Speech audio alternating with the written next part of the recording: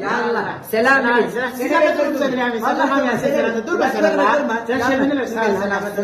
Durma selamet. Önüne ekmek yerine mi alın? Çağırıp Ruzi'ye bilemiz. Görmüyor Cavbeyan o pezcan vesiyetini.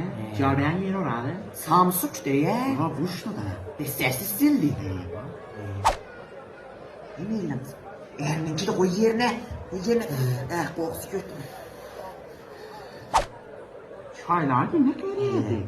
Sükanlığa zaten kristal diye. Baba bedeyendi bunların sen bedeyendi. Kullanma vardılar. Vessetçi kendi. Uşaq ağlayanın dedəsinin ruhuna işlərə canasına sələva. Allah!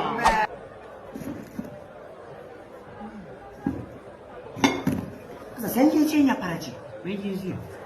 Sen canın nasıl tutaşır? Aparıcını ver. Valla aparıcını ver. Yok. Tutaşır aparıcını ver. Valla aparıcını ver. Uzak gelişin nasıl kim yok? Sen bilmiyorsun kim? Yok valla. Ezzeyemin gelin. Yok baba. Biz hiç çölmülde görmedik. Koyma çıkar şöyle de koku yer. Millet geldi be. Hey. Ağzıma bak ne içerdi. İşet Hanım'ın da kızı Meğeriz don selametin selamı. Allah!